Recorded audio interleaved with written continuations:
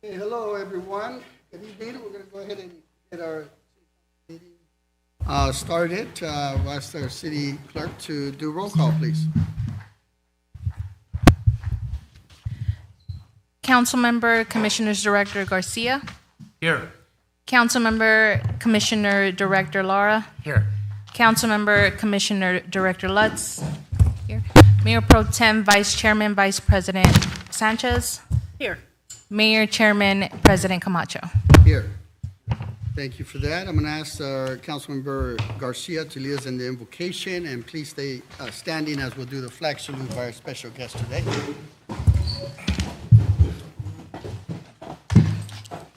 Heavenly Father, as we are assembled here today, may you bless this meeting as we discuss the business at hand.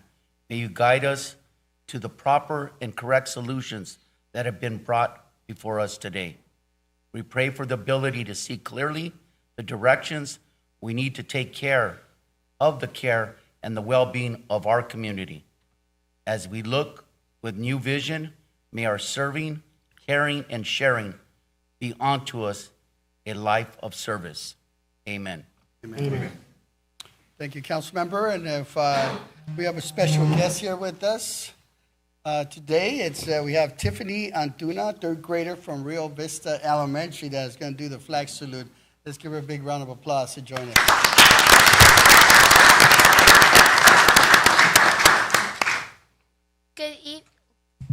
Good evening, mayors. Good evening, Mayor. Good evening, mayors, members of the council, and members of the community. My name is Tiffany Antuna. I am in third grade, and I go to Rio Vista Elementary School. It is an honor to lead the Pledge of Allegiance. Please face the flag, place your right hand over your heart, and join me as we begin. I pledge allegiance to the flag of the United States of America and to the republic for which it stands, one nation, under God, indivisible, for liberty and justice for all. All right, Tiffany, thank you. Tiffany, why don't you come up here and join us at City Council? We got a certificate.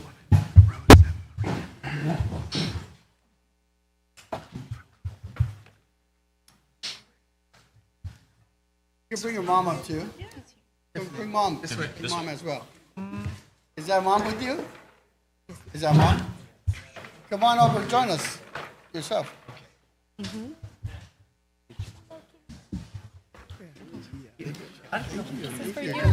over here. Good to see you. Which one? Thank Thank you, guys. Come on over here. Come on over here.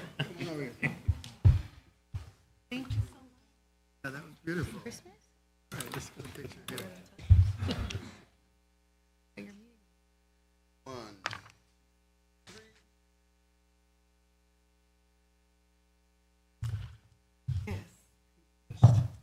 Robert, she made one.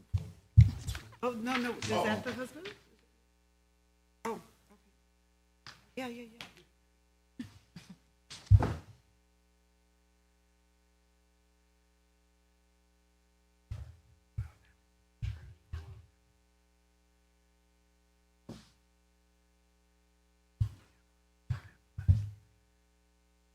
Sit down.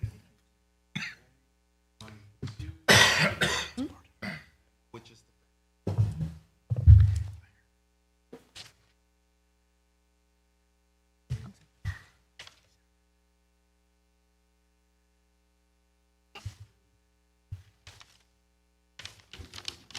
man, you got his hands full. I think he knows what he's doing.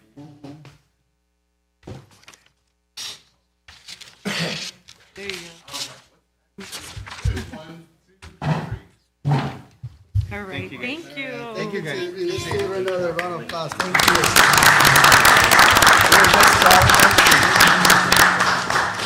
All right. Everybody, my colleagues can remain standing. We do have a, let's see here. Before I do the special presentation, I just want to recognize our commissioners with us today. We have our Parks and Rec Commissioner, Patricia Salcedo. Thank you, Pat, for being here. And we have our Sister City Commissioner, Bob Perez. Thanks, Bob. Appreciate you both being here and all the work that you're doing. Want to recognize Bobby Tanner, our Veterans Commissioner, who is also in the audience. Thank you, Bobby, for being here. And so with that, we have a special recognition to someone who's been working with our veterans for some time, Mr. Kenneth Gonzalez. Back, yes.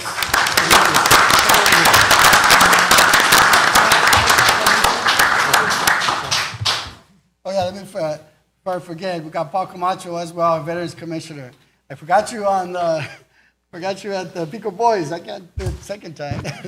Thank you, Paul.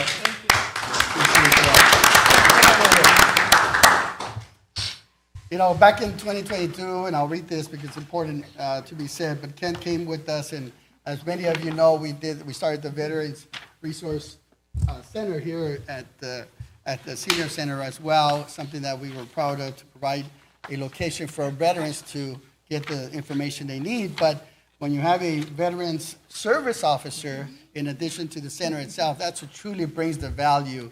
And I'm sure my veteran folks can concur that you have a Veterans Resource Officer with us here. So we wanted to recognize you, Ken. I know it's been some time that we discussed and putting this whole plan together. You have a private space here. And from what I gather, you've been busy, servicing our residents. So with that, it's an honor to recognize Kenneth Gonzalez for his outstanding service and dedication to the veterans of Pico Rivera. Kenneth began serving our community in October 2022, meeting directly with veterans at the Pico Rivera Senior Center and quickly becoming a trusted and invaluable resource. Through his leadership and collaboration with the City Council, the Veterans Resource Center officially opened in November 2022, creating a dedicated space to support those who have served our country. As a Veteran Service Officer, Kenneth has provided critical guidance and one-on-one support to veterans and their families, helping them access benefits, navigate complex systems, and improve their quality of life. Under his service, the Veterans Resource Center has assisted approximately 162 veterans annually. And that's pretty good. That's pretty good size, man. Let's give that another round of applause. Offering personalized support that truly makes the difference. This work has helped connect veterans to financial assistance, education opportunities, employment resources, and long-term support, changing lives right here in our community. He has also been instrumental in supporting justice-involved veterans, focusing on rehab and second chances. Most importantly, Kenneth has served our veterans with compassion, dignity, and respect, ensuring they receive the care and recognition they deserve. Kenneth, on behalf of the City of Pico Rivera, thank you for your dedication and for the impact you have had on the lives of so many. It is with great appreciation that I present to you the certificate on behalf of the City Council, but quite frankly, all our veterans that you've serviced and the entire City of Pico Rivera. Thank you. Let's give him a round of applause.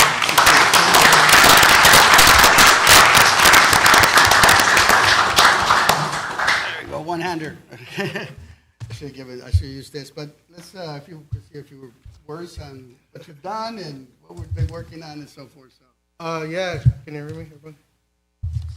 on? Is it on? Okay. Yeah, I'd just like to say thank you to City Council, staff here, been great in assisting.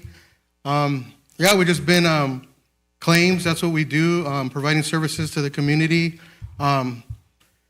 Like the mayor had mentioned, I just got done doing a big campaign for Justice Involved, helping veterans that are formerly incarcerated, Second Chance Initiative, getting some of them employed even in the county. County has a Second Chance Initiative. It's just business as usual for me. Right now I'm overseeing a group of guys, so probably the whole Supervisor District 4 and Supervisor District 2.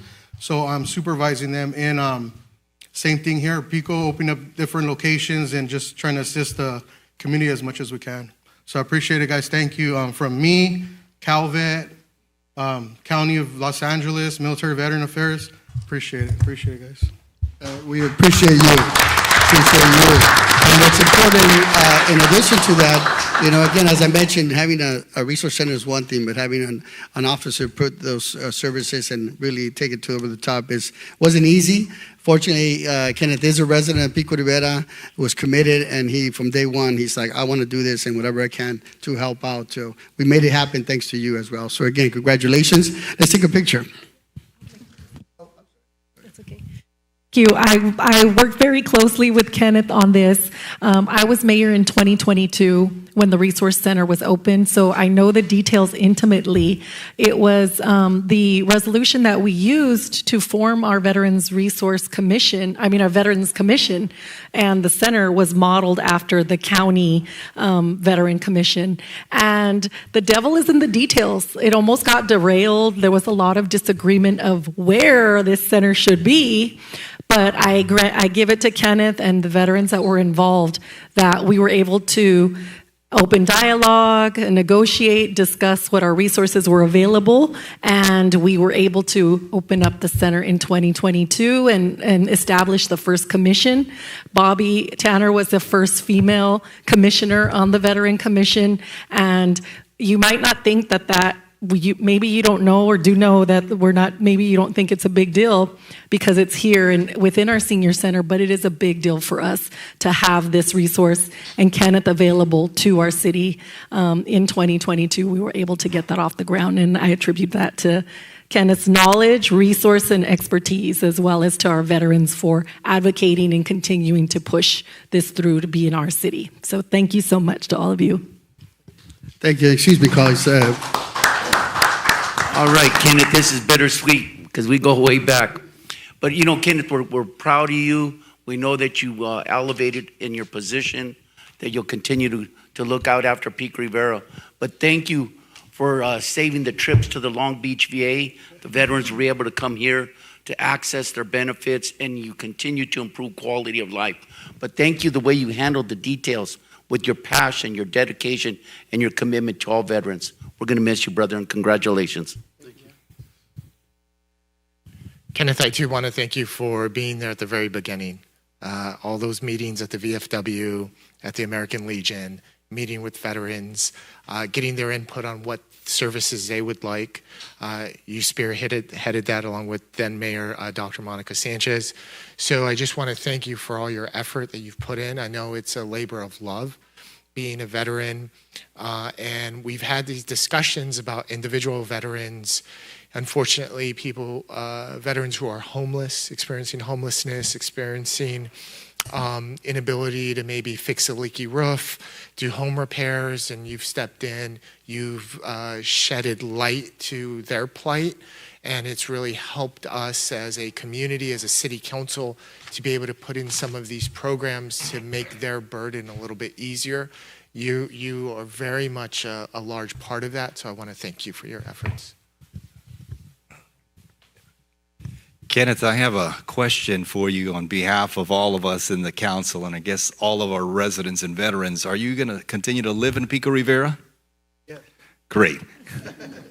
Well, we hope that we're going to have to check in your living room that you have that right in the front of your living room. We're very proud of you. You were part of the initial architecture of creating our Veterans Resource Center, and a lot of our veterans would go to neighboring cities or even in Long Beach, so we're very appreciative of what you've done and very thankful for all the things that you continue to do for all veterans. And now Pico Rivera, thanks to you and the rest of our city council, we were able to have our very own Veterans Center, and our veterans don't have to go far. So we truly do appreciate the investment of time that you provided Pico Rivera. Thank you, sir. Thank you. No, it's because of you that the center is where it's at today. So, and of course, we can't not thank our staff here at City of Pico Rivera, in particular here at the Senior Center with Lisette up there at the front. Hello, Lisette over there. And the entire team. Let's give them, they found the space, they made it happen, and our entire staff. So thank you. And let's take a picture.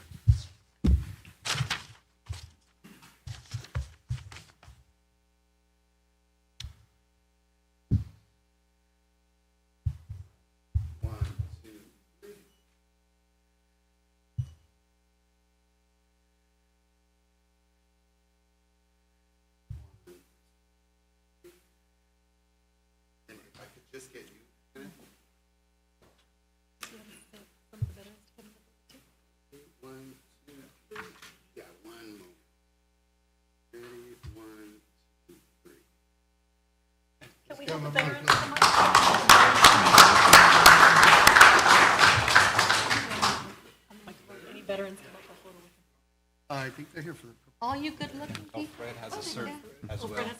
The veterans. Fred, you have a certificate for?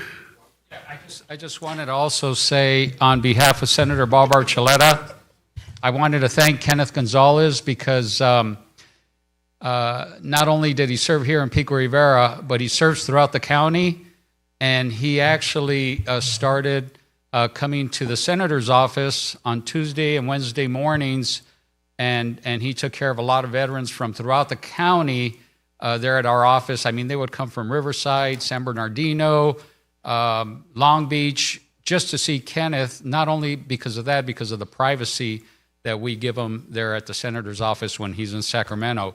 So I wanted to thank Kenneth for all his hard work and congratulate him on his new job promotion, and just thank him once again. Thank you, City of Pico Rivera, and thank you, Kenneth Gonzalez. Appreciate it. Thank and you, I'll Fred. have this for him after. Thank you, and thank the senator as well. For those veterans that are in the house, if you can indulge us in a picture right here, if you can come join Ken, if you're able to. I think that's appropriate.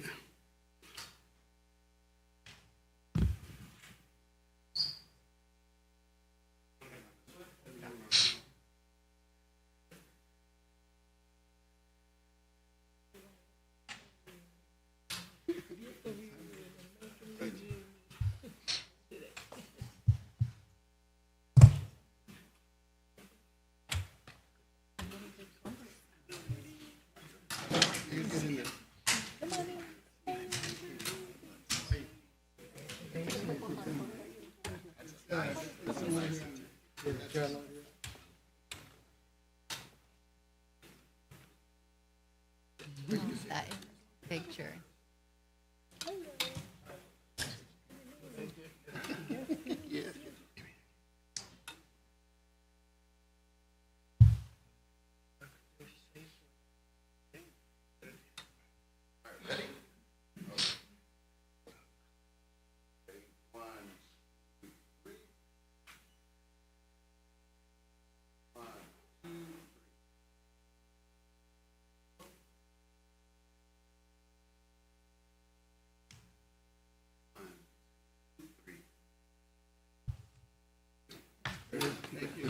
That's a nice photo.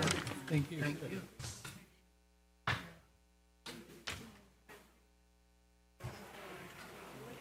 You can tell veterans they can hardly.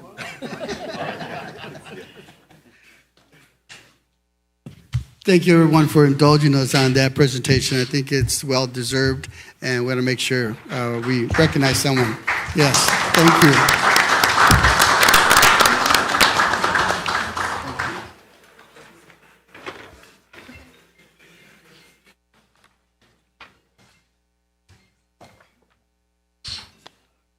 Before I go to our presentation by the Army Corps of Engineers, I forgot to ask our city managers, any changes to the agenda?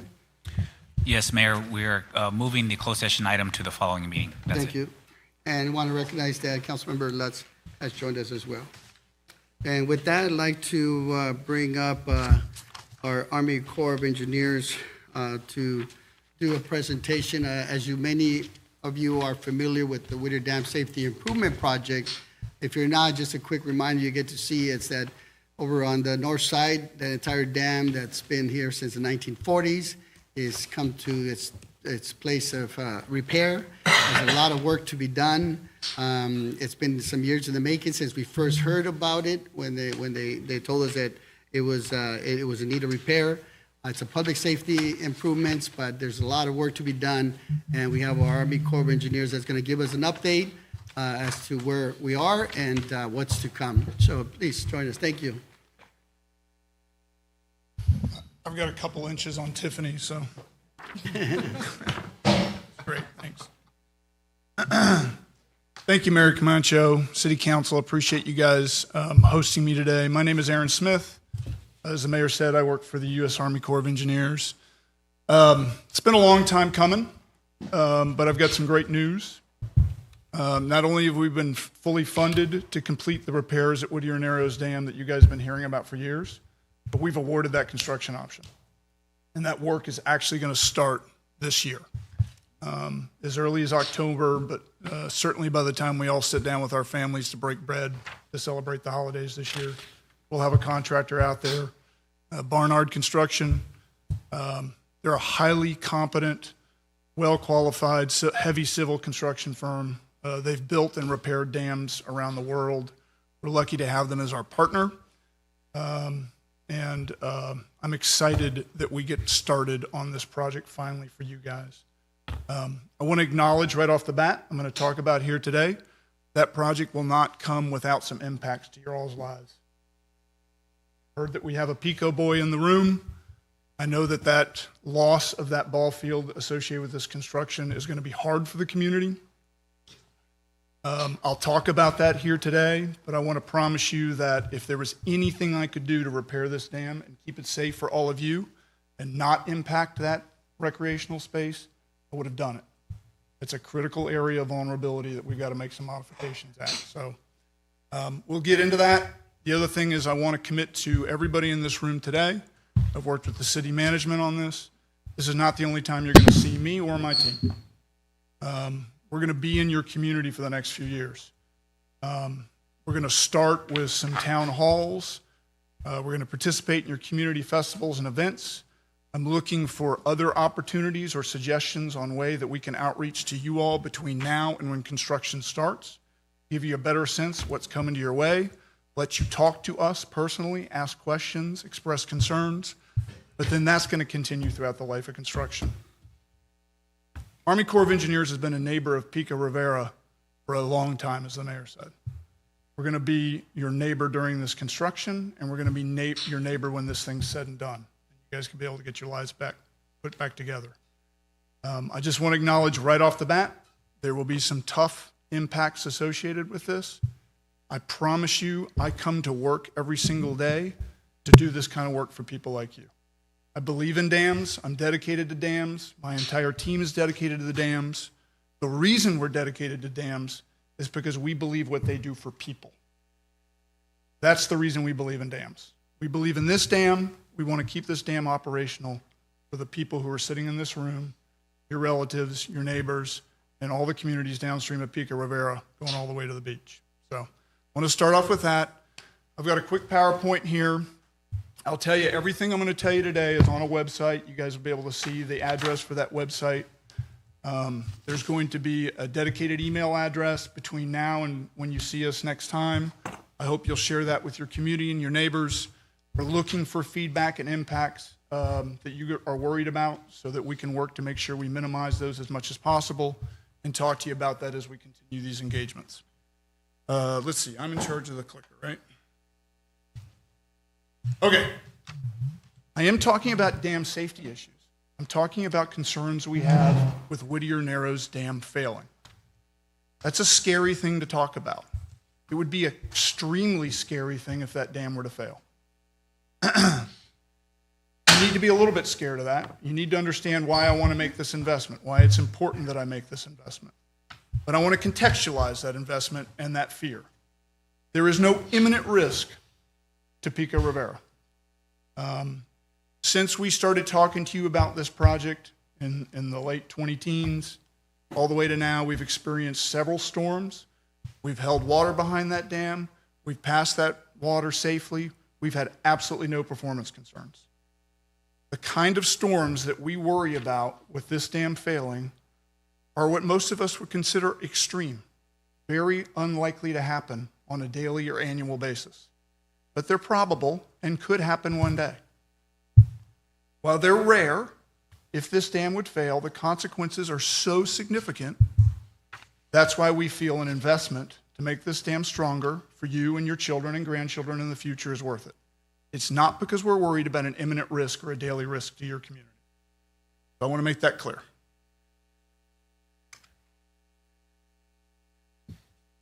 Okay, so what are we going to talk about today? I'm going to talk to you about why we're doing what we're doing,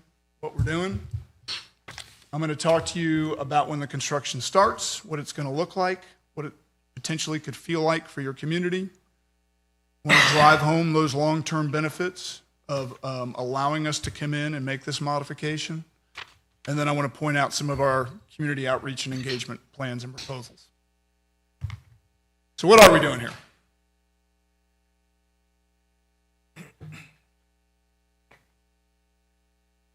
All right. There's two ways we're concerned with this dam failing. One, the dam is designed to capture excess storms waters that come down off the San Gabriels. They come down through the Rio Hondo or the San Gabriel River. In the form of the San Gabriel River, they pass through Santa Fe Dam, which is another one of our dams on the way here. And when we project that the Rio Hondo, the LA River downstream of Downey, or the San Gabriel River downstream of here could go out of bank, we'll store those waters and slowly release them to keep those rivers in bank, okay? The more it rains and the more water that comes off those mountains, the longer we'll have to store those waters and the higher those waters can get behind the dam. When we get to pools that exceed anything that we've seen in the lifetime of this dam, we get worried about water seeping underneath the dam and exiting on the downstream side.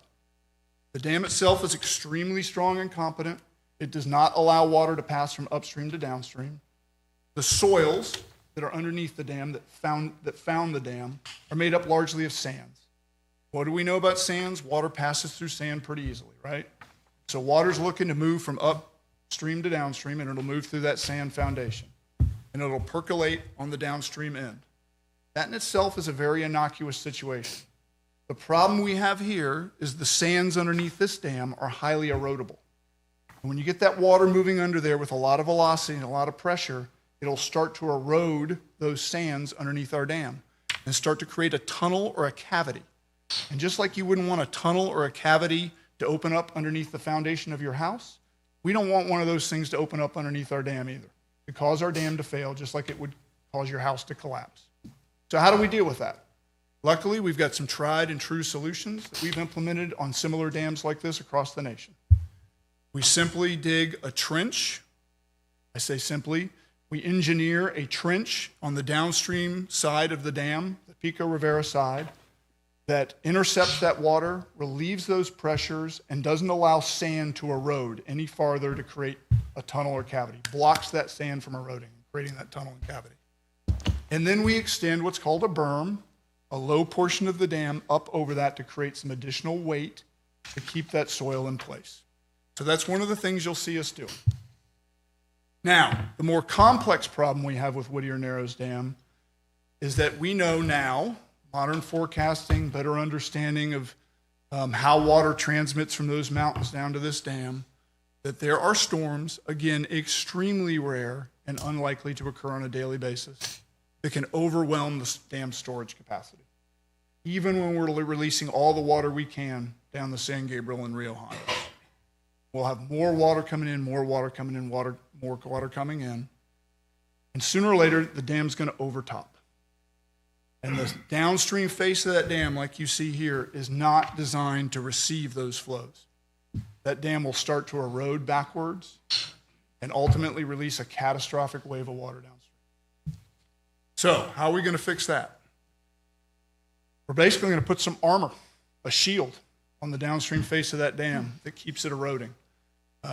It's a complex set of concrete steps that are meant to dissipate the energy of that water and keep the dam in place.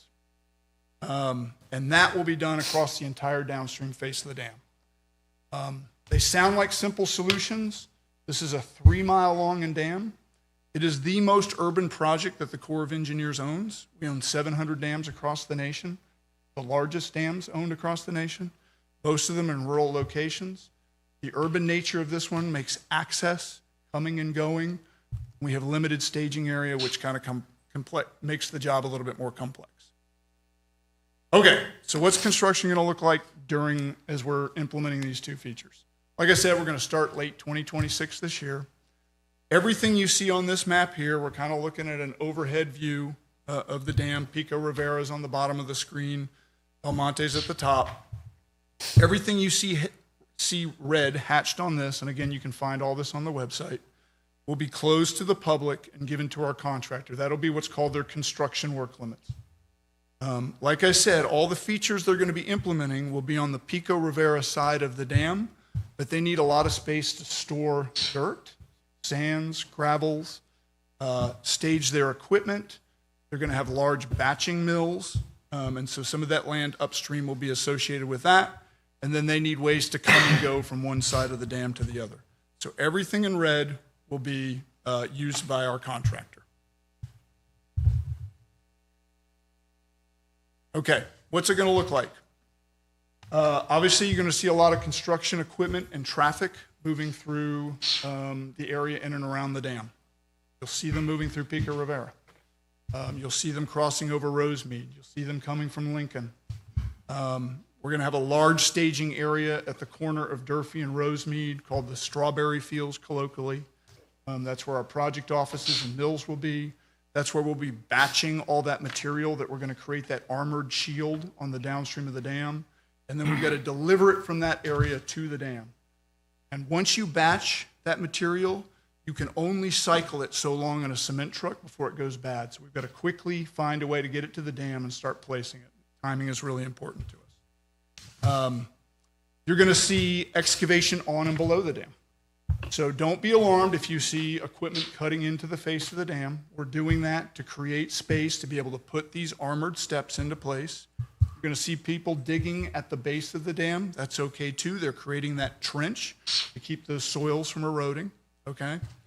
You're going to see them placing large volumes of sand, gravel, and then that concrete. Most of that construction is going to take place Monday through Friday during daylight hours. There will be times where we do have to work at night. I'm going to talk about us having to modify Rosemead and Lincoln. Modifying roads, sometimes the best time to do that work is when there's the least amount of traffic. That tends to be at night. There could be other times during critical placements when weather's either too hot or too cold, where it might be advantageous for our contractor to get on site during off-cycle hours, and that would only be to make sure that we get done quicker than we would if they couldn't. If that has to happen, we'll coordinate carefully with this city government, make sure that we take all the precautions in place, and our contractor cannot do that without our permission and working collectively with you all to make sure that that juice is worth the squeeze. The other thing is the site will be secured. It'll be secured physically. It'll be secured by security guards, and that will be 24/7. There's going to be a lot of active construction, be extremely dangerous if somebody wandered on site. And I also know that the sad reality is that we do have a lot of people who are experiencing homelessness in this area. And this will not be an attractive place to domicile, but we're going to do everything we can to make sure that we keep the site safe and clean so that once it's returned to you all, it will be in the best condition possible. Okay, talked about roads. I talked about overtopping. There's two places that cross this dam, two roads, where I can't put those concrete steps in to armor the dam and keep functional roads that are important to the county and the locals. And that's Lincoln and Rosemead. So at those two locations, I'm actually going to raise those two roads 6 feet so they don't ever overtop and we can keep functioning roads. What's that going to look like?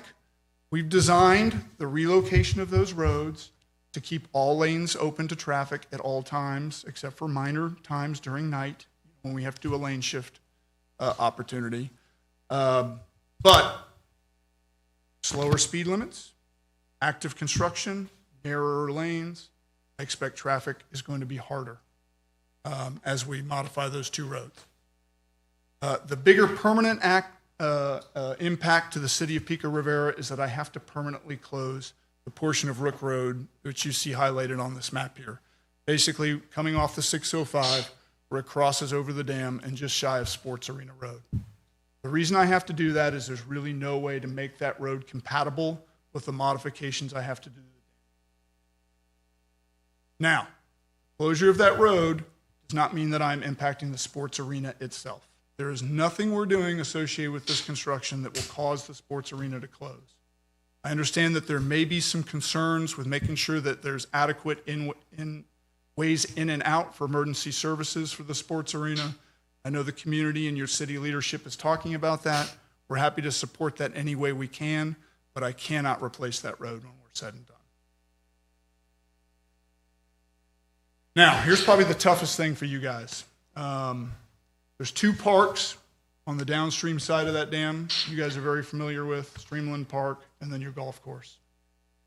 I have very limited space for my contractor to work and stage the amount of material they got to put on here. Those are 2 prime opportunities to allow me to do that. So unfortunately, we are going to have to cancel the leases that you guys have at those 2 locations during construction and give those 2 spots to my contractor. I'm also going to have to permanently modify portions adjacent to the dam at Streamland Park and Pico Rivera Golf Course with that berm, that low part of the dam, that weighted piece of material that's going to cover that trench and keep those soils from eroding. Those are 2 critical spots where we're particularly concerned that the sands are highly erodible at that location. So I've got to address those 2 spots there. When I'm said and done, even with these concrete steps, we're going to cover the whole thing with the same kind of earth and dirt that you see now. The dam's going to look very similar. But the base of the dam is going to extend horizontally out closer toward the city than it does today. And that will be a part of the damming feature.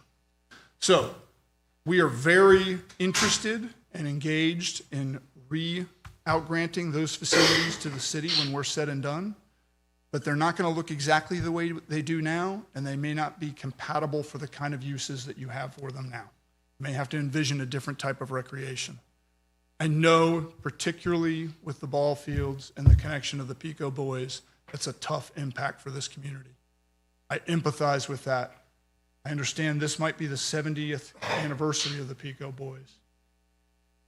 And I imagine that this is a tough pill to swallow for you guys. And if there was anything else I could do, trust me, I would do it. Bicentennial Park, which has been a park that's been closed for some time, we'll be using for staging. We'll probably have another batching facility at that location. But when we're said and done, that area is going to be cleared and grubbed, and it might be an opportunity to restore some recreational space for the city as well. Okay, we've also got a number of trails, equestrian, bike, pedestrian. Some of them start up in the mountains, go all the way to the beach. Some of them are more local connector trails. If you remember that red hatched area, I've got to keep the public out of that area. Large construction equipment, a lot of craft labor working. I need to keep people safe. I'm going to have to close those trails during construction. I know a lot of people like to go over across the top of the dam. When I'm said and done, that should all be in place again, and the county's looking for opportunities to restore the connection between the trails to the south and the north when we're said and done too. But they are going to be closed during construction. Okay.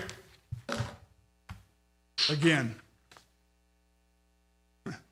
this is the 8th modification project I've worked on around the country. Our dams provide such great opportunities for people to take advantage of them for recreational space that there is always a park that's out-granted to a local municipality adjacent to our dams, and we almost always have to impact that park during construction. I will tell you, I have had no better partner in understanding that than the city of Pico Rivera.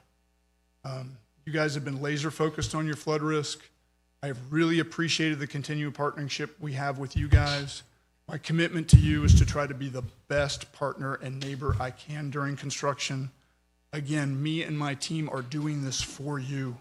We're not modifying this dam for any other reason than we care about your lives, and we want to make sure your lives and property are safe. That is what motivates us to come to work every single day. That's why I'm a civil servant.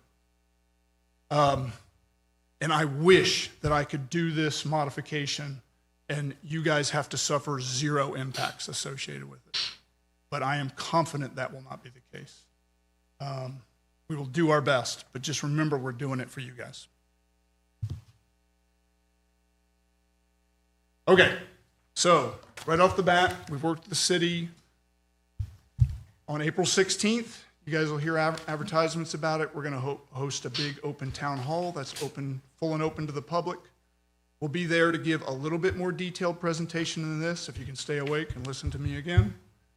But then more importantly, I'm going to have my team available for folks to come in, talk, ask questions, have one-on-one conversations if you feel like.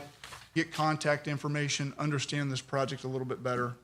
We're working on scheduling a second one in May. Then, like I said, you'll see us at local events and festivals. You'll probably see us out canvassing the neighborhoods adjacent to the dam, leaving flyers, talking to you directly. But most importantly, we've got a dedicated project website. You guys can see it on here. I think we've got some handouts, George. Wonderful. So you can look it up on there. My ask to all of you in this room and to all your friends and neighbors, as you peruse this website, as you digest the information I've given you tonight, is you hit up that email, especially between now and April 16th.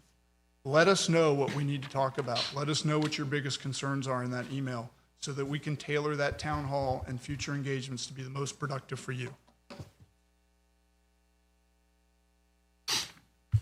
And with that, I'll turn the floor back over, open it for any questions, and again, appreciate the opportunity to be. Thank Really you look for forward to that getting this done. Thanks for you guys. oversight, Aaron. Thank you for that. Just to add some additional context before I ask my colleagues to ask some questions.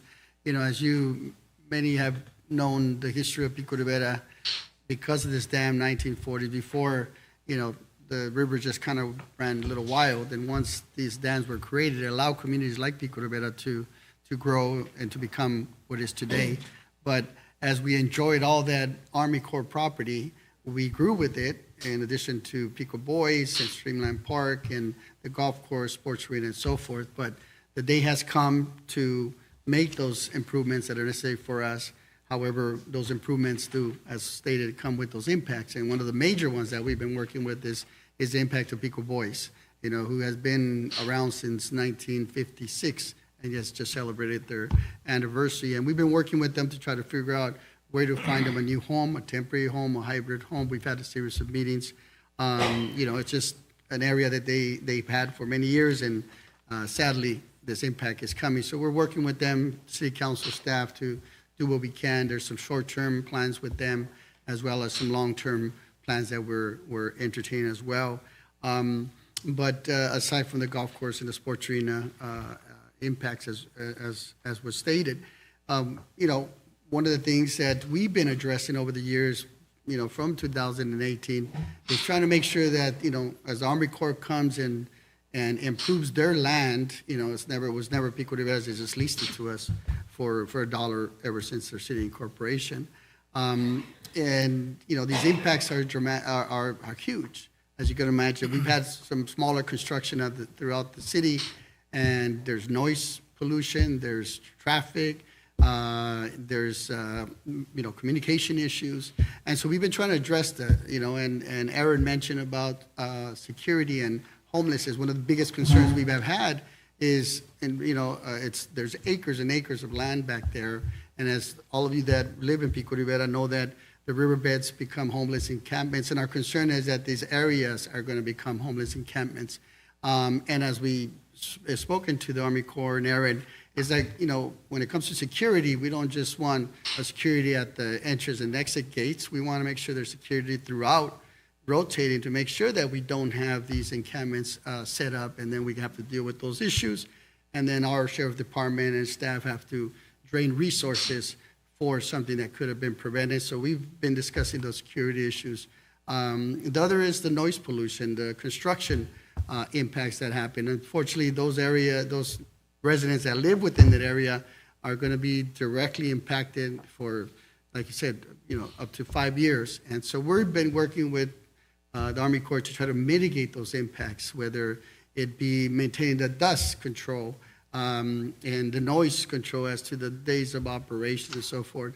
And, in addition to that, has been a communication plan, as was stated by Aaron, where town halls will be forthcoming, canvassing into the community will be done, and we want to make sure they are done. They are done in a good manner. I know, and I expressed this to Aaron, and we all as a council, when 2018, when this came about, it came so abruptly that we didn't even know about it, and so it created a lot of fear, a lot of concern from residents of the area as to the impact. Some folks even going to the extent of saying, do I need some sandbags? That's beyond sandbags, but it shows you the nature of what it is. But I think, we've been working very well with the Army Corps and addressing those issues. And we want to make sure that as issues arrive, it's not just a 800 number that a message is left. We want to make sure there's just direct communication where issues can be addressed. And so those are the things that we've been working on throughout the years, as many others. Once again, it's a major impact to our community. Without a doubt, it's going to be a major disruption to everyone that lives and every travels, because accessibility is only on Rosemead, 605, or to the city of Montebello. And so when you see that Rosemead impacted for those years, talk about traffic. So, but we can't avoid it. It must be done. These are safety improvements, and like I said, highly unlikely it'll happen. However, we'll plan for worst case scenario. So I just want to add some context. So with that, I want to open up for some questions. Councilmember Garcia. Thank you, Mayor Camacho. Nice recap and well said, Mayor. I addressed several of my concerns when we had our closed door meeting, but listening to the presentation and looking at the diagram, I have one question. If you start working on the dam and you start digging underneath the dam, and let's just say we get 2 or 3 days of full rain, and you talked about sand eroding, what are the implications of that? Yeah, that's a great question, and we've carefully planned and sequenced that work. And in fact, our contractor is constrained from doing certain amounts of excavation or work on the crest of the dam to make sure that it is not in any way degraded during construction from its current condition. So we have emergency action plans put into place, but more importantly, the contractor can only excavate certain amounts at certain times with the confidence that we know they could backfill those if those storms should appear during construction. So the dam will not be any more vulnerable than it is today during this construction. We've worked carefully to make sure of that, but that's a great question. Thank you. Councilmember Lago. Great, thank you, Aaron, and thank you to your team and also city staff. This has been a rolling project that the city's been aware of for, I think, more than a decade, Mayor, I want to say.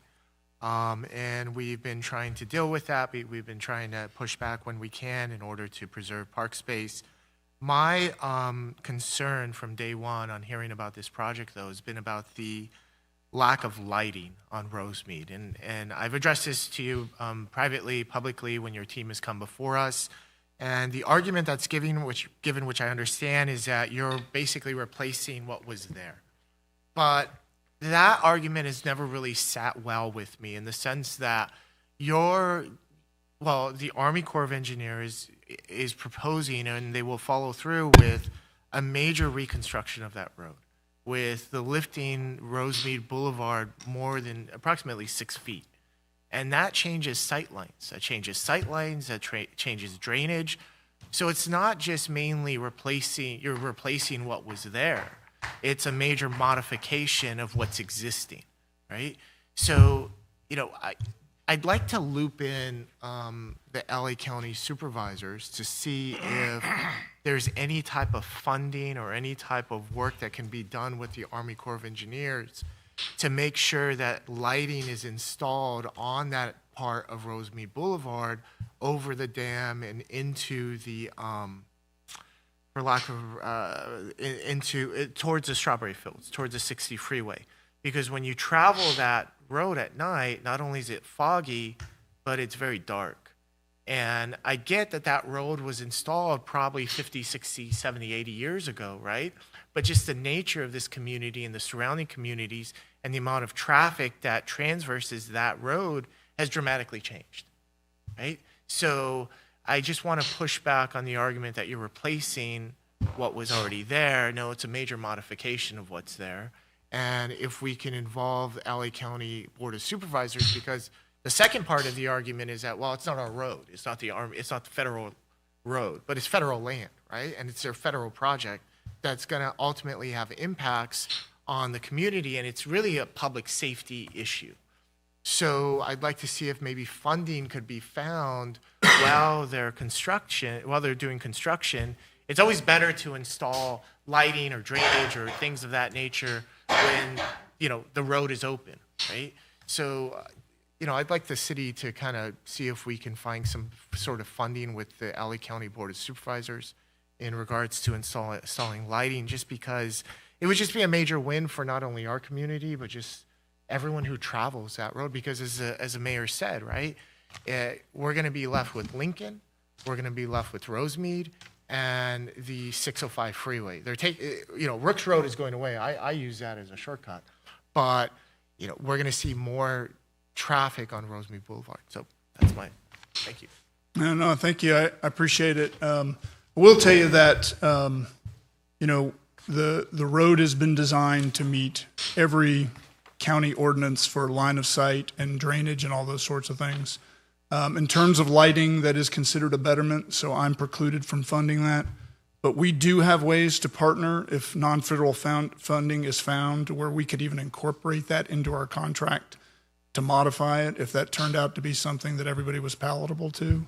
Like you said, sometimes it's easier to do it when you've got a contractor on site working. So we'd be open to that opportunity for sure. Thank you. Thank you, Councilmember, for highlighting that. I think that's just an important one. And if there's the right time to make those improvements, this is a time for us to work with our partners, including Army Corps and federal government, on addressing those lighting issues. Thank you. Mayor Pro Tem? Thank you. I would like to, for you to describe a little better regarding the mitigation during the construction. This is an area where I live, my backyard, the golf course area. I know there are houses that butt along that golf course. So what are some of the construction and mitigation? There is going to be dust, of course. Coyotes are there, rodents and other creatures that crawl along. And I'm sure that kicks up, it's going to kick up some issues with the neighbors. So what are some of your plans to assist in dealing with that, especially the residential areas that will be impacted? Yeah, I appreciate that question because I think that will be the thing that most people on the north side feel on a daily basis. So our contractor is specifically specified to follow they cannot exceed noise, vibration, or dust that exceeds any of your city ordinances. They've got to comply with all local ordinances. They're actually now installing some baseline monitoring information to understand what the baseline noise, vibration are, so that they can make sure that they modify their construction equipment accordingly. In terms of dust, they'll do all the normal things, regular watering, dust control, suppressions. Those plans are still being set up and finalized. So there's opportunities for you all to express specific concerns between now and when we let that construction in October. Coming to these public engagements, giving us concerns on that email could help us modify some of the best practices our contractor is going to use. But they can't do anything that your city ordinances don't allow. And they're not supposed to exceed the baseline noise or vibration that exists out there today. The other thing is to be extra cautious. They're going to be seeking permission to go out and do some pre-construction surveys at and around the dam, just to get an existing condition assessment of all the buildings and structures around the dam. We don't anticipate any impacts associated with those. But I don't want to find myself in a situation where a neighbor of ours feels something's happened to their home or their structure as a result of our construction and not be able to prove it. So I want to have baseline information before we start construction. And if something happens, and again, I don't anticipate that, we're going to work very hard for that never to be the case. But this is going to be a 5-year period of construction. Something could go wrong. If something happens, I want you to have the documentation to be able to come to us and that we can take remedies associated with that. That's a fairly extreme situation, but I just want to highlight that we're trying to be as cautionary as possible with everything that we do out there, because we recognize that we've got a lot of people that live up next to this dam, and they need to continue to live up next to this dam while we do this work. So, thank you. And I just have a comment in regards to every year we conduct a homeless count, and our economic development director can speak to this. One of the tips in which they protect the businesses is the businesses that had better lighting in their parking lots and areas were the ones that were preventative of having the homeless individuals come to try to shelter there. However, when you put the lighting, then the neighbors get upset because the lighting doesn't give them privacy and bothers them at nighttime. We've had in my community people complain about the lights. So there are double challenges. The lighting is makes it more secure. However, you might have residents saying it's too bright at night. So those are some challenges that you may have in the area. But I recall when we did the homeless count, that was one of the findings that the businesses. Alva, you can correct me if I'm wrong, but I recall that there were less count of homeless in the areas that had better lighting. Well, I appreciate you sharing that. You guys know your community, you know actions you've taken in the past, and you know unanticipated impacts from those actions. So if there's anything along those lines you can continue to share with us to make sure that we take the lessons learned and how we implement securing this site, we'd really appreciate it. Like you said, at night, that will probably be the biggest challenge. There will be physical barriers. There will be 24/7 security on site throughout the entire site. It is a large site, so I won't make any guarantees that we won't have people break into that site, but we're prepared to take action when that happens before it becomes a domiciling issue. Anything you guys can share with us that would help us improve our plan, we're specifically looking for that kind of wisdom. Appreciate it. Thank you. One more comment. We're not strangers to construction and vacant land. We have the Marine Corps base, which is the naval base. We had some problems with that site that once it was vacated. In addition, we have 2 construction sites with KB Home, and I received comments of privacy because the construction trucks are elevated, and so as they get closer to the home, the workers can see into the residential backyards and homes. So those are some other factors that we have to take into consideration, is protecting the privacy of the homeowners as we get closer to the residential areas. Great. Appreciate you sharing the concerns. They're helpful. Thank you. That's exactly what we're looking for. Councilmember Lutz? Thank you, Mayor, and thank you, Aaron, for the presentation. We really do appreciate you doing the community outreach, coming out today with George as well, and letting us know that you're going to be doing the community outreach, providing the website and the email. And just to summarize, 7-year project from 26 to 33, right? And Rosemead's going to be elevated about 6 feet, and Rooks Road's going to be cut off, and it's not going to come back, the southern entrance to the sports arena.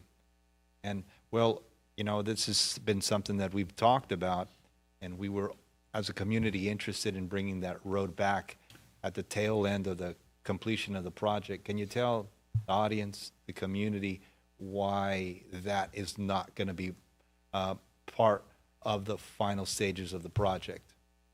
Yeah, for us, first of all, the road as it exists today would not be compatible with what we need to happen at that location when and if the dam were ever to overtop. That road could actually impede that water hitting those steps as quickly as possible and dissipating that energy and cause a rupture at the dam at that location.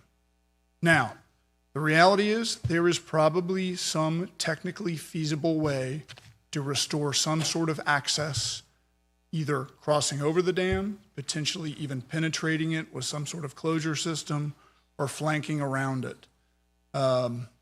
Unfortunately, that road was built after the dam was completed, which means that I don't have the authority to pay for any sort of relocation or reestablishment of that access. Rosemead and Lincoln, on the other hand, had, for lack of a better term, primary right use of those locations when the dam was built to begin with, and we never severed those primary rights. And so as we modify the dam, we are on the hook to make sure that those primary rights are restored afterwards.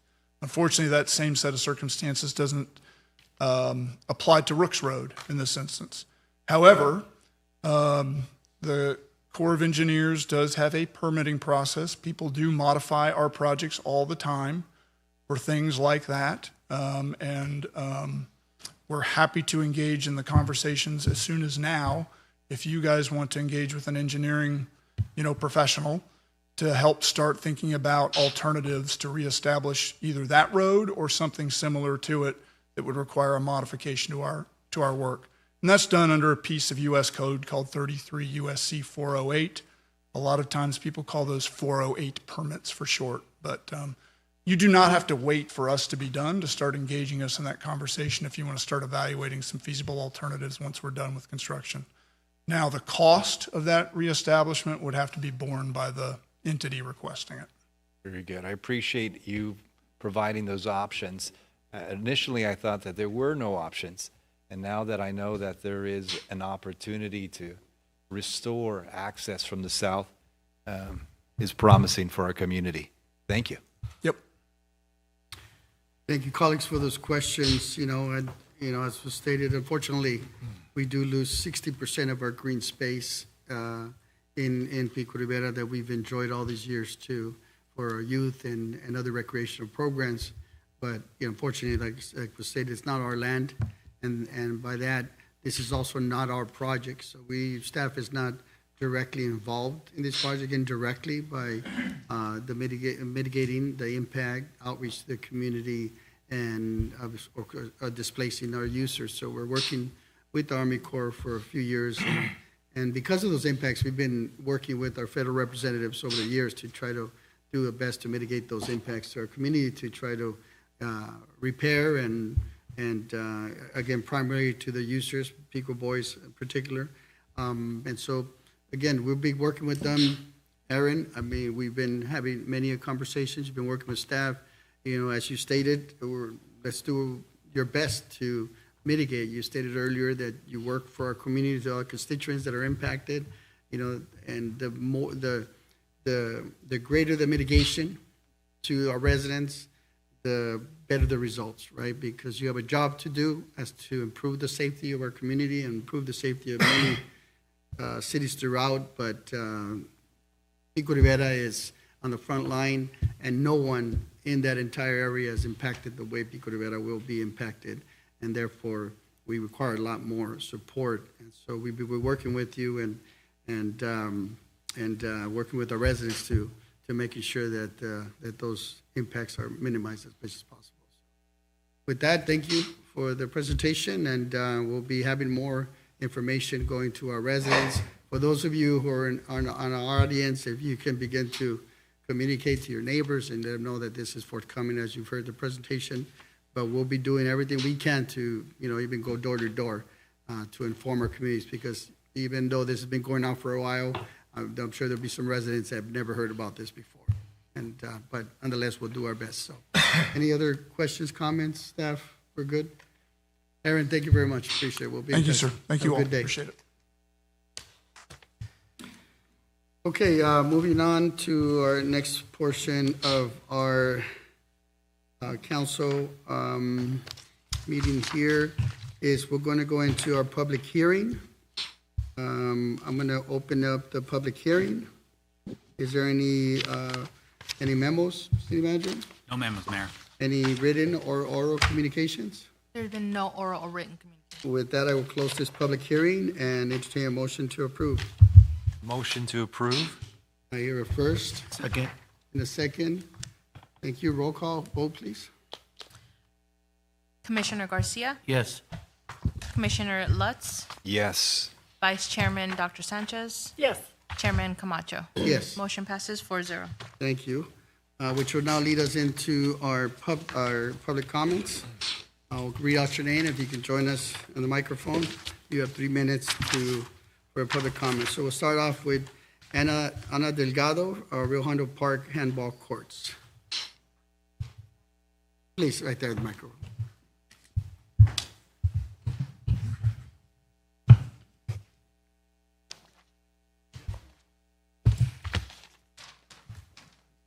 Thank you. Yes, I think so, yeah. Thank you. Hello, my name is Ana Delgado. I'm standing here on behalf of our surrounding community of Pico Rivera and our locals for near Rio Hondo Park. It has brought up to my attention that they have planned to knock down the handball courts in Rio Hondo Park. These courts have been up since the early 70s. Everything was replaced in that park except for the handball courts and the recreation center. The handball courts never got fixed. However, last year I did put a complaint about having them fixed, and never got done. When the whole park was rebuilt, all they did in that park was they did do a beautiful mural that I did help paint. We came up with ideas for the mural, and until this day, it has gotten a lot of attention with the city of Pico Rivera around that has to do with the cultura, with our culture that was painted in that mural. I was on Teen Club. Teen Club is on Rio Hondo Park. We hop around the city of Pico Rivera, and it's still up until this day, my understanding. Another of the reasons that I'm standing here on behalf is that these courts, until this day, they still get used about 3 times a week. And then also by youth that go and practice, because they do use them to practice to go to different parks. They do have tournaments for handball, as well as our elderly that use them for exercising. I am standing here on behalf of the Rio Hondo Park handball courts for them not to get knocked down. It was brought up to our attention, so this is why I came here in regards to it. Let me see, what else did I? Sorry, I got lost. Okay, so these courts do bring a lot of memories. They have a lot of historical. They still get used. I was unfortunately able to come here when this was talked about here. So I was trying to look through the agenda, but it was hard for me to find when this was brought up.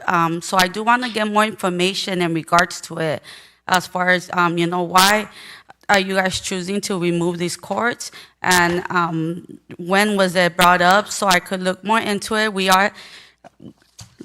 The reason,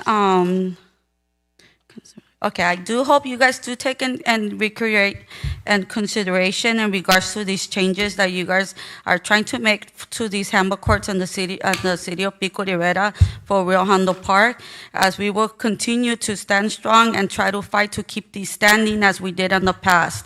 Thank you so much. That's all I have. Thank you. Thank you, Anna, for coming. If you wish to stay, I'm just going to continue. If you wish to stay, you can speak to our Parks and Recs director and get some additional details. So. Yes, and Mayor, if I may, I don't recall about the mural project. I think if any type of mural were to stay, I don't recall any discussion about that. But if we could have a reminder in a future meeting about that. So if you would like to stay, our Parks and Rec can give you some details at the end of the meeting as to what the schedule is with that park. Okay, thank you so much. Thank you. Yeah, and as I bring up the next speaker, I know we've had a series of meetings, design meetings at Rio Hondo Park about this project. I know there's a pickleball that will be added, and so thank you for those comments and for bringing up that information. With that, I'd like to bring up Liz Toscano, resolution of continued problems. Liz Toscano, there you go. Thank you, Liz. Good evening, Mayor, council members, and city staff. My name is Liz Toscano. I live on Maxine Street here in Pico Rivera. I'm here tonight because I've reached my wit ends. Over the past several months, I have filed multiple complaints with Pico Rivera Code Enforcement regarding ongoing issues at a neighboring property. Issues that include constant junk, trash, and debris, repeated noise ordinance violations, trash cans being left in public view, and non-permitted construction taking place. I have followed every proper channel, submitted documentation, made calls, and waited patiently for action. I have reached out to city code officials. I don't know if you want me to give names, but I do have some, but not much has been done. I am going to give the names. I've reached out to Alvy Benincourt, Jonathan Flores, those are the code enforcers, and Captain Hernandez with the sheriff's station. But not much has changed for me. I'm here tonight because I feel I'm unheard and overlooked. The daily disrespect and inconsideration that my family and I have continued to experience is not acceptable, and it's disheartening. I have been a resident here on that block in Maxine for over 60 years, and I can't believe that I'm living through this hostile environment for quite some time. Speaking here today is outside my comfort zone. I don't normally come to city council meetings, but I felt I had no other option if I wanted to be seen, heard, and validated. I'm asking for accountability, I'm asking for follow-through, and I'm asking that the city to uphold the standards it sets for its residents. Thank you for your time, and I sincerely hope action will finally be taken. Thank you. Thank you for bringing that to your attention. Mr. City Manager, can you work with Liz Toscano on that issue and follow up with me on, Yeah, we'll on look an into update? it. Thank you. Next is Daniel Cano regarding the swimming pool.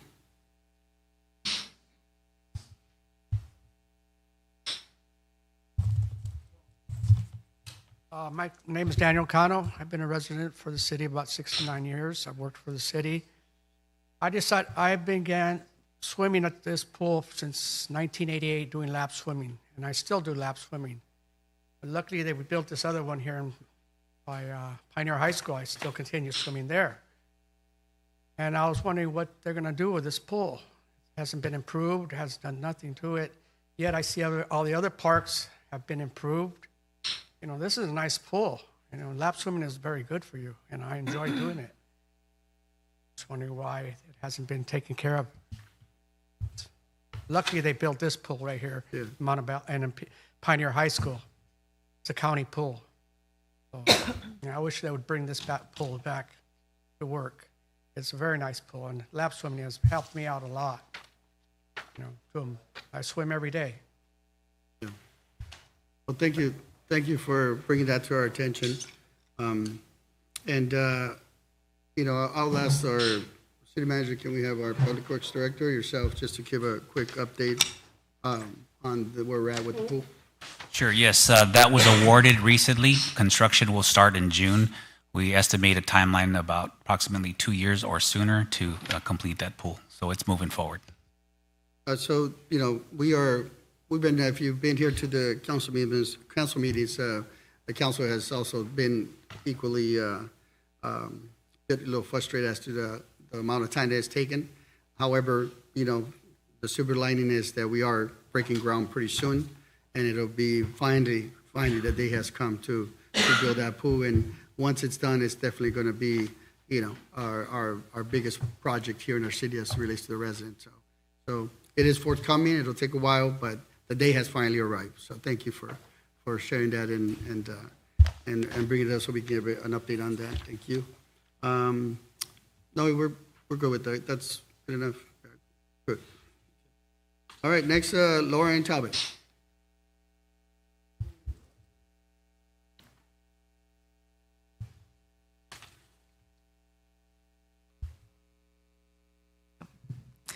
Good evening, Honorable Mayor and members of the City Council.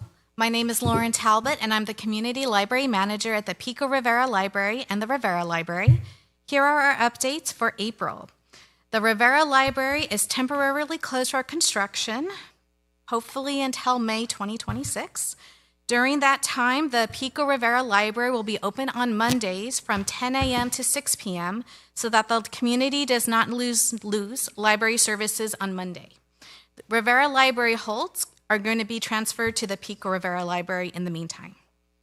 Teens are invited to celebrate Earth Day at the Pico Rivera Library on Wednesday, April 1st at 4 p.m. by learning about ocean conservation and how to prevent marine plastic pollution. Teens will be decorating reusable water bottles with personalized stickers. Families are invited to our Dia celebration marbling bookmarks on Tuesday, April 7th at 4 p.m. Kids will learn the process of marbling plain paper with water and ink to make bookmarks. Thank you. Thank you for that, Lauren. Okay, next up is Ruben Valencia regarding the Purple Heart.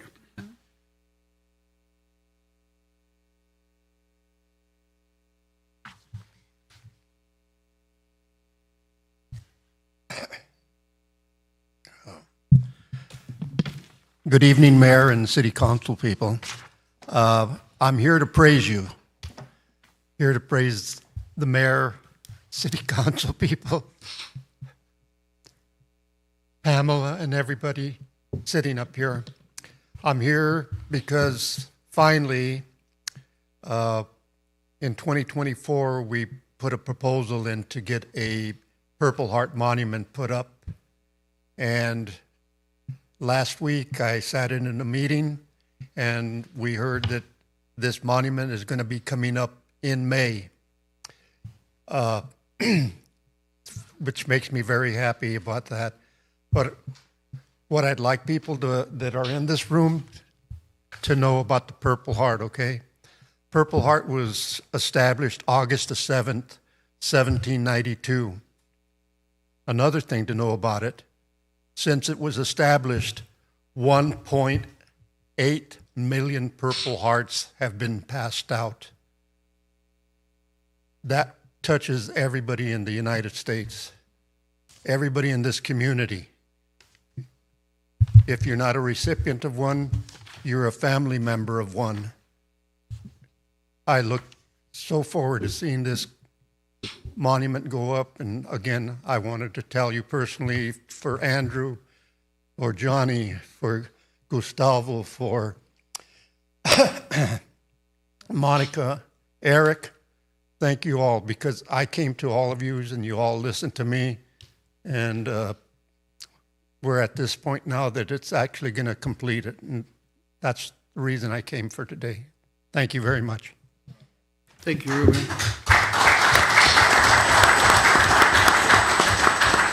Thank you for that, Ruben, and I think it's appropriate for us to thank you. Thank you because you took the lead, you and your colleagues, all the veterans that took the lead in getting us to this point, getting that recognition, well-deserved, that it will be, well, it's on the item for approval for today, but it's recommended to be at our Veterans Memorial area there. And so, you know, I know it was been forthcoming. We want to make sure we designed it well and positioned it well that all veterans would be happy to have there. And so to you, thank you. I know that the Veterans Commission just approved the final design, which is, this is why it's before us. But again, just a special thank you to you because you and your team and your colleagues have brought that to us. So appreciate that. Thank you. Next is, Rudy Casas.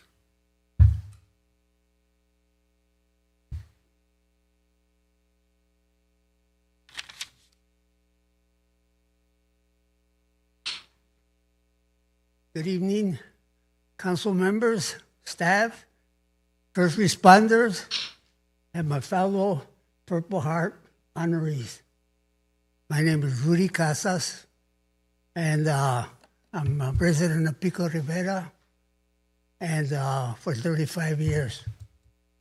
When I first moved to Pico Rivera, I was amazed that there was another place here that had a flame, eternal flame, other than the one over there on the five corners of East LA. And through the years that I've been here, I find, you know, that Pico Rivera is truly a city that supports its veterans. I've been to all of these Memorial Days and Veterans Days affairs, and I see all the, you know, how it's grown. And I'm very proud to be a resident here at Pico Rivera. I'm a Korean veteran, but before Korean veteran, I was occupation of Japan for a year and a half. I was wounded October the 4th, 1950, at 4:30 in the morning. I left the service June the 5th, 1952. And I received my Purple Heart Medal on April 2005, right here in this very real famous room here. That was way after. And all I ask is that there's a lot of times that, you know, veterans are forgotten. And I know there's some that should have received the Purple Heart. They didn't receive it.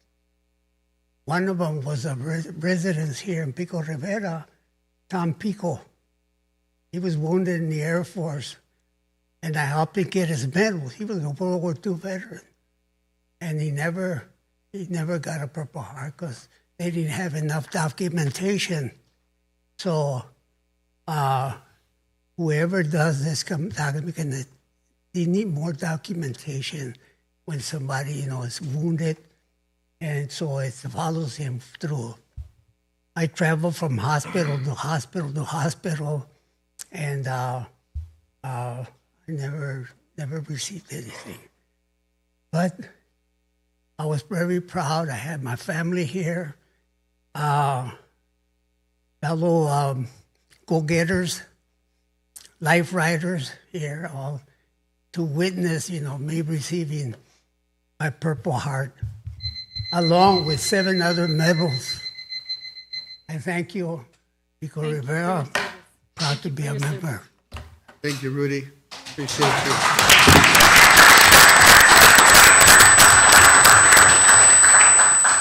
Yeah, thank you, Rudy. Thank you to all of you for your service, and as we're definitely proud veteran community, and we do what we can to support, and that's the least we can do for the services and the sacrifices you and your family have done for all of us. So I applaud you and thank you for that.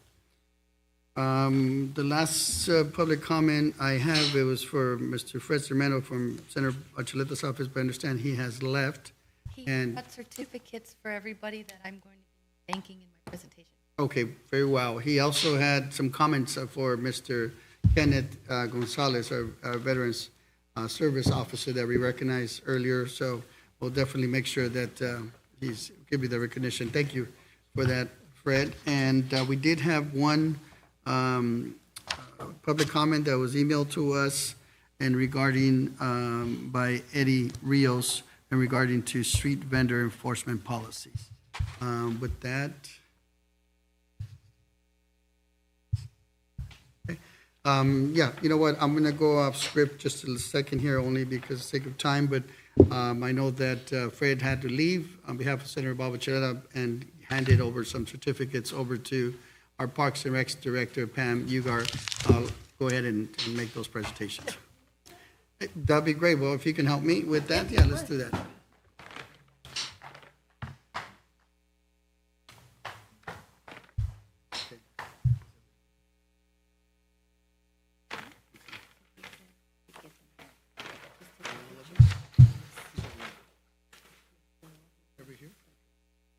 Okay, I'm gonna read out your names, but I would like pretty much everyone here's in the crowd. If you can join us here for a picture, and I'll go ahead and provide that to you. Yeah, please, thank you. Make it quicker since I only have one arm here. All right. So we'll start off with Ruben Valencia, Senior. Come on up, Mr. Valencia.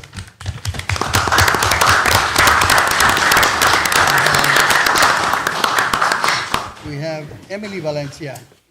Valencia, yes, come on up.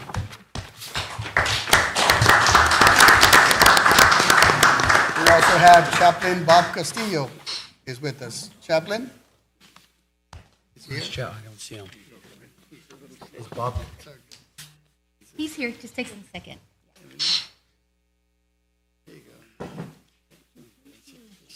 Come on over here.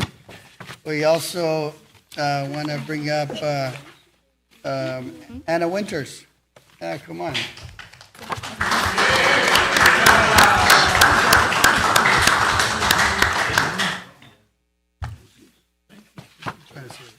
And Rudy Casas. Rudy.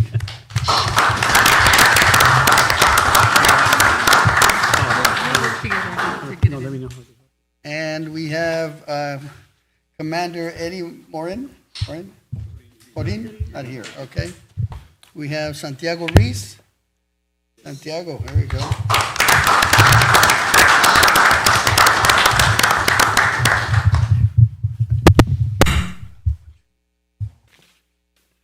And we have Commander Serafino John Madrigal. Commander, is he here? Okay. And that, then of course we have one for Pam Ugar as well. Pam has been instrumental in working with our veterans in developing and designing and placing this Purple Heart. So well-deserving, and of course, to the city of Pico Rivera for doing that. Well-deserved. Thank you, Senator Baba Chuleta, Fred Tremendo, for bringing these certificates to recognize all these valuable individuals in our city. So let's give them a big round of applause.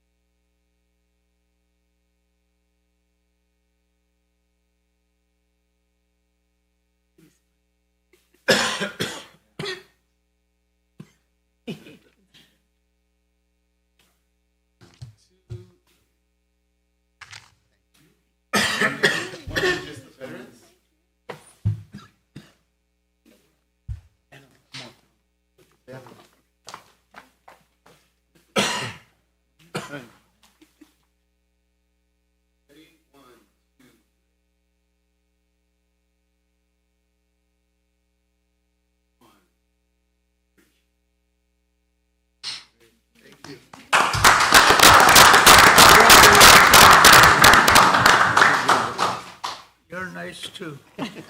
Thank you. I'm surprised, totally surprised. Thank you so much.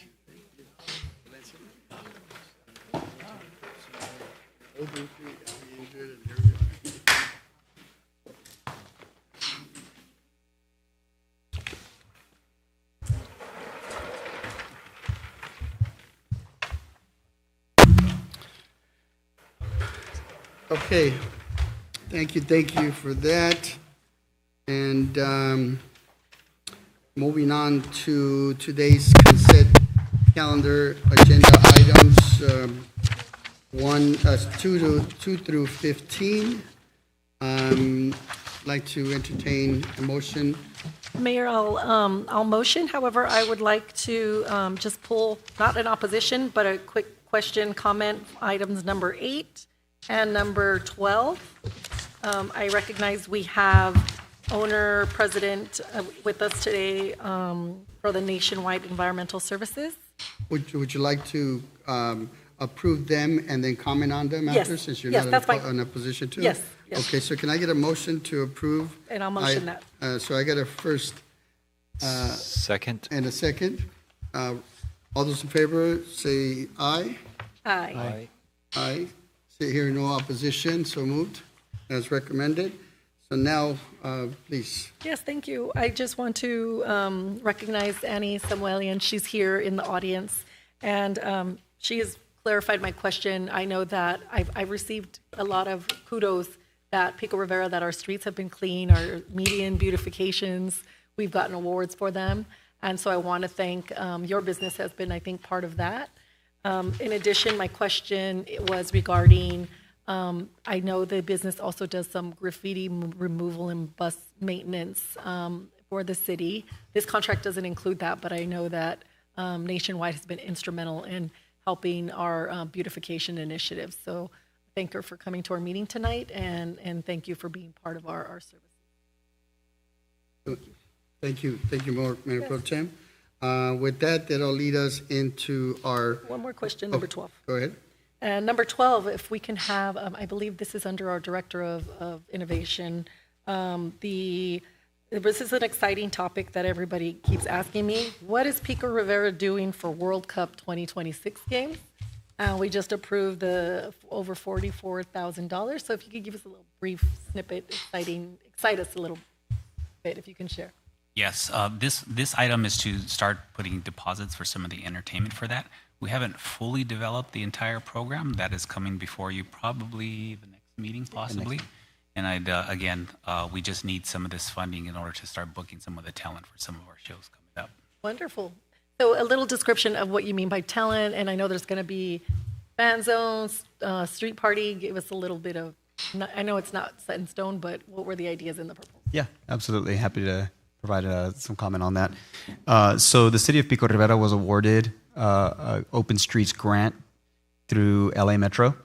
specifically dedicated to helping us in hosting and coordinating a community festival dedicated and focused around the World Cup. So the weekend that we have targeted is that June 27th weekend, where we're looking to host an open streets event on Whittier Boulevard. We're looking to accommodate some attractions to really attract people from throughout the region. We'd be working with Metro, Caltrans, SCAG, and other partners to really help generate that excitement throughout the region. The only other event that's taking place that weekend will be at Union Station in La Plaza in Placita Olvera, which is an official fan zone, but it's also a ticketed event. Whereas ours is more of a free community event that's open to the public. But we've also been awarded the official FIFA soccer clinics and tournament, which we would be hosting at Smith Park.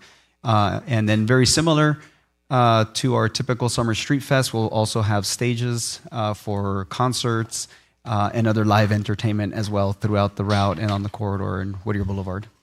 Wonderful, thank you. Yeah, you're welcome. Can't wait.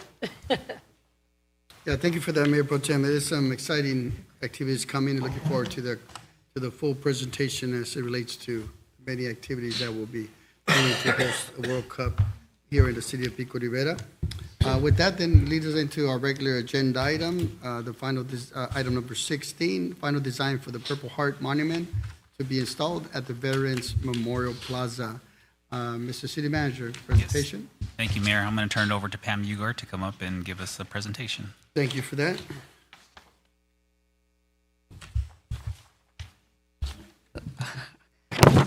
Honorable Mayor and Council, it's very exciting to be here today, and you've seen many of the men and women that I've been working with for the last 2 years. It's been a pleasure. Developed a lot of nice friendships. Thankfully to Ruben Valencia, our Purple Heart master. He brought to us many years ago, with the support of council, to get approved to be a Purple Heart city. And that resolution happened on February 27th of 2024. We did a special unveiling that Memorial Day to make us a Purple Heart city with the signage that was given to us from the Purple Heart recipients that were gifted. If we can go to the next slide, Jonathan. There we have Bob Castillo and Ruben Valencia giving us this. This is at Memorial Day in 2024. So that was 2 years ago. Next slide. We met together as a team, and they want to thank you. I know several of them came up and thanked you, but they really want to thank you. They want to thank the city manager. They want to thank you for listening to them. We also need to thank the Veterans Commission. And if you're here, could you please stand? We have our chair, Daniel Garcia, Bobby Tanner, Paul Camacho, Efren Hernandez, and Gilbert Perez. They have been vital to helping me, to helping guide us with language, with placement, with everything that has to do with reverence. I can't thank them enough. They've been a world of knowledge for me, so thank you very much. Did Bobby leave? I think we might have lost. Okay. Thank you, Commissioner Camacho, for being here. Next slide. You just honored the people that I've been working with, so I just want to go through it really quickly one more time. Military Order of the Purple Heart, Chapter 392. We don't know, Adjutant. I think we'll just call you Ruben. Ruben Valencia, Chaplain Bob Castillo, Commander Eddie Morin, Santiago Rios, and Rudy Casas. Also, we have the Commander Zeffirino John Madrigal, number 3. He's the Military Order of the Purple Heart, Chapter 210. We've been honored by 2 different chapters, which is pretty special. So 2 chapters claim us. We have our Purple Heart supporters, Emily Valencia, Anna Winters, Fred Zermeno on his own, and also as a worker for State Senator Bob Archuleta, and of course, our State Senator as well. Thank you. The Purple Heart Monument will sit in the Memorial Plaza. That was where they brought to you and where you all voted on. It was approved on March 25th of 2025. We're almost 1 year, directly 1 year's time away. On that day, you gave me some seed money to go out and buy the matching stone. If I could go to the next slide. I'm sorry, go back. I'm sorry, thank you. Buy the matching stone, which was very difficult. We found it in China, but then the ports closed. So then we had to start all over again, and we found it in India. And I really need to thank our manager, Ricardo Veloz, because was working on this for months to find the exact granite that matches the already placed granite, and he did it. So very special thanks to Ricardo Veloz for doing that. On this, the next slide, please. What we were working on the past year was the inscription, what was going to be on the back, what was going to be on the front. I'm going to read it so that it is in the minutes. It's going on the front facing, this was approved, Military Order of the Purple Heart, honoring the men and women wounded and killed in war. This very beautiful script was written by our media department. And I do want to thank Jonathan Barone, he's in the back right now, and also Rudy Alvarado, our media supervisor. They went through all of the videos and all the documentation when we had the Vietnam Memorial Wall here.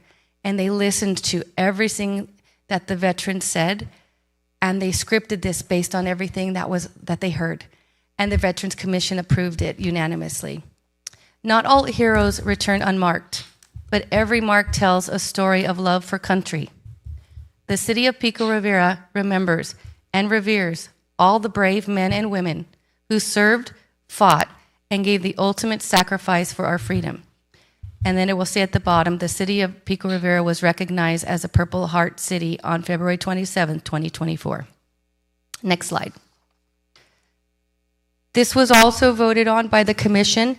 The Purple Heart side, which we will show you in just a second, of the monument will face Rosemead Boulevard.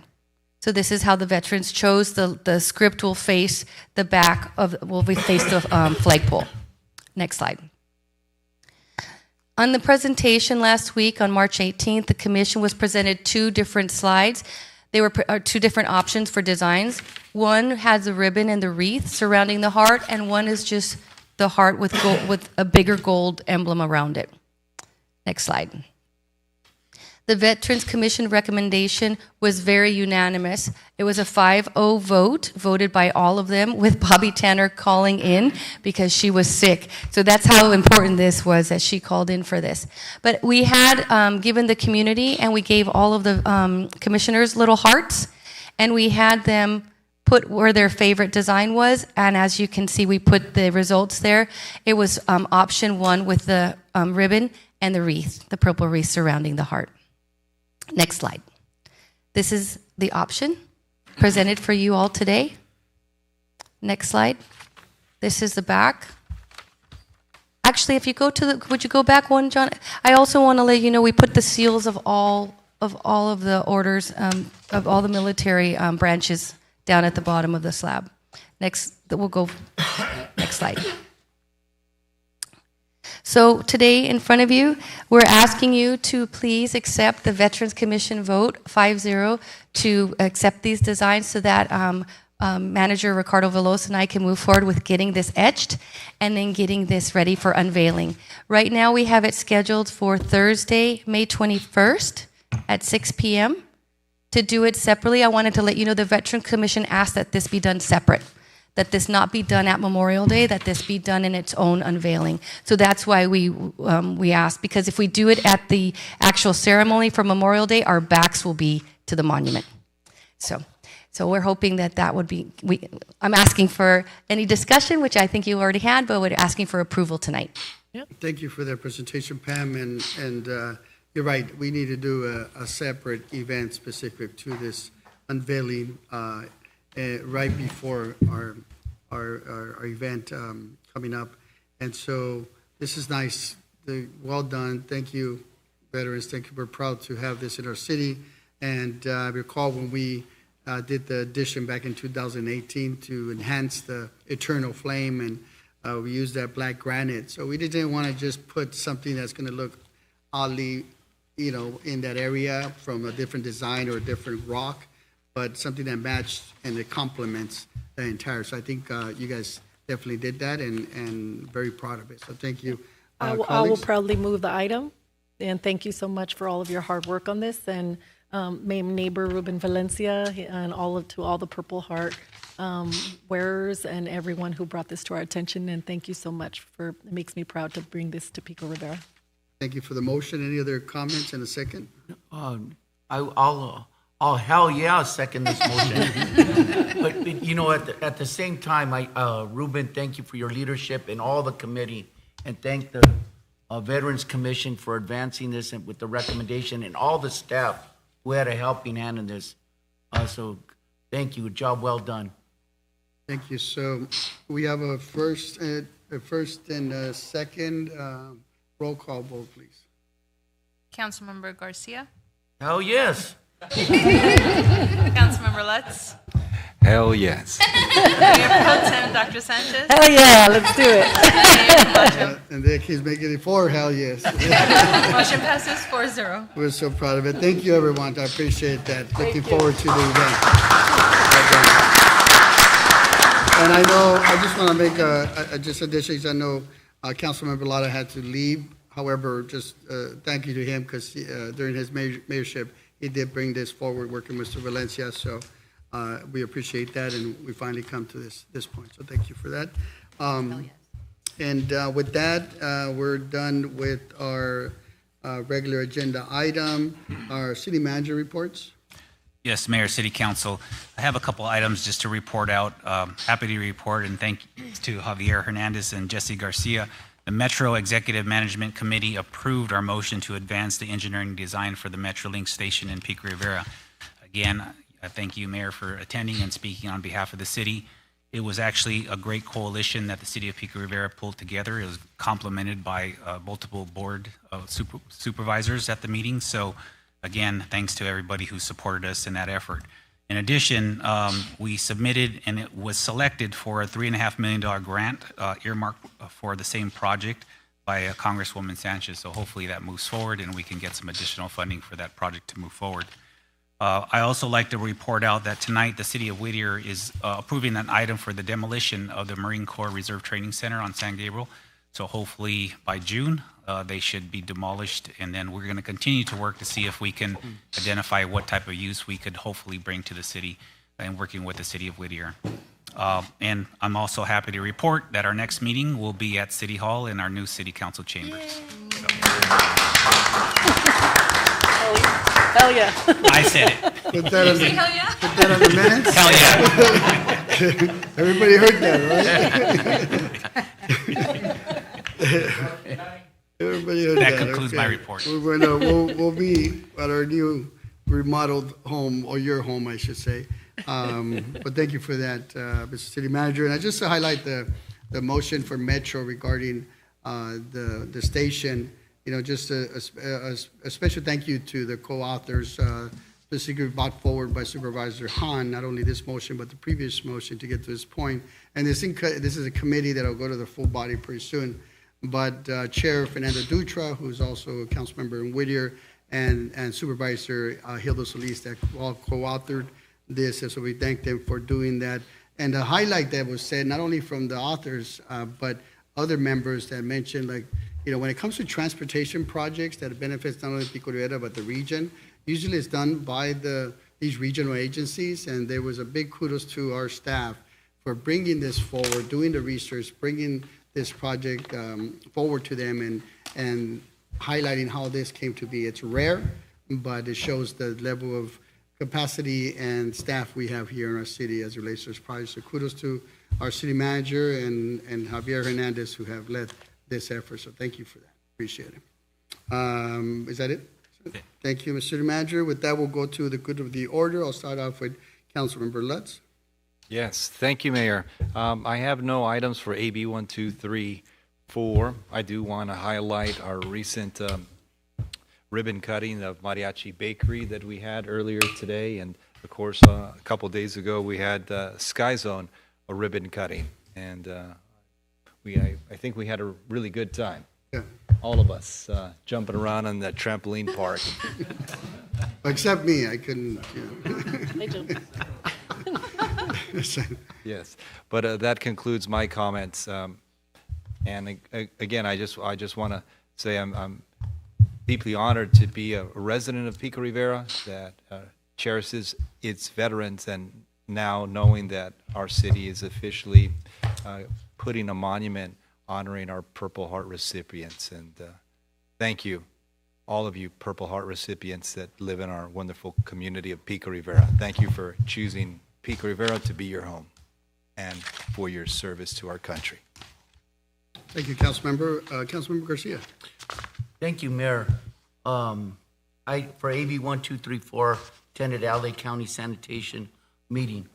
I just want to welcome everybody to March Madness. You know, and when I say March Madness, it's really kudos to the staff, because you look at all the Saturdays in March where there's been 2-3 events or activities for the staff, aside from their day-to-day operation. We have the Smith Park Pony Opening Day ceremony that we attended, the Sky Zone, where Dr. Sanchez took a little injury on the elbow there. They tried to talk me going into a flying slide. No. And then we celebrated Pico Boys' 70th anniversary. 70 years. You have RBA coming up this Saturday. You have the Egg Extravaganza at Pico Park coming up. There was also a peace march with several pastors in the community, a march for love, peace, prayer, and unity, praying for first responders, starting at Dee Dee's Discount, going north up Durfee. So there's been a lot of movement on Saturdays, and staff continues to deliver, setting up moving pieces, giving us talking points at these ribbon cuttings. So, and including the Mariachi Bakery this earlier today. So big shout out to Parks and Recreation, our Public Works, and the media team. Keep up the good work. Thank you. Tell them. Thank you, Councilmember. Mayor Pro Tem. Thank you. I have a couple items for AB 1234. I was able to attend I am the representative, a community member for the Presidential Search Committee at Rio Hondo College, and I'm proud to report we did forward some names to the board. I cannot disclose those names yet. I don't know when the board is going to vote on it, but my job has been complete. It was very rigorous, time-consuming, 2 days of interviews, and our trustee Yarisma Rocha represents Pico Rivera on the Rio Hondo College Board of Trustees. So I'm excited to report. Hopefully we will have a president fulfilled within a couple of months. And I represented Pico Rivera for that. So thank you so much for being part of that. And Trustee Rocha appointed me to represent Pico Rivera for that. I also was able to attend the Pony Baseball League opening day, as well as the Sky Zone grand opening. That was a lot of fun. They convinced me to go down the slide. You go head first down this slide that launches you. The woman gives you instructions and says, keep your elbows in because it's a tunnel slide. Well, I got so scared because I didn't realize how steep it was. I put my elbows out and I got a little rug burn on my elbow. But they gave me a Band-Aid. I did sign the waiver. I'm fine. But the city manager said he's going to buy bubble wrap. We might have to do a little increase to bubble wrap me because I'm the frequent injured one of the group. But it was a minor injury, a lot of fun. I jumped with my son and was able to go down the slide. So it's a great venue indoors, especially for summer as kids are going out on spring break. I believe El Rancho's on spring break this week. So it's a great thing that we open that for the kids to have.